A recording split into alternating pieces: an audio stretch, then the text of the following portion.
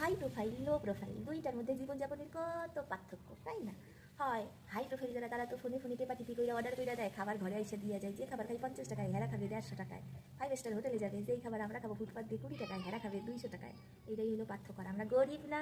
আমরা দোকানে কোনো কিছু কিনতে গেলে পরে যদি দোকানদার কয় কি 100 টাকা দাম, আরেকটু কম হবে নাকি দাদা? ওই যে গরিব হেল লাইগা, ও দাদা 30 টাকায় দেবেন নাকি, 40 টাকায় দেবেন নাকি, এরকম খেঁচাখেচি কইরা ঝগড়াঝাটি করার মতন পালা হয় দোকানদারের সঙ্গে। তারপরে সেই জিনিস হাত দিয়ে ছিনাইয়া নিয়ে আসার মতন পালা করি, এমন করতে থাকি দোকানদারের সঙ্গে। দোকানদার লাস্টে পাই কি, এইরকম কাস্টমার যদি আর কোথাও আসে, হেইলে আমাকে কপাল শেষ, বুঝলা?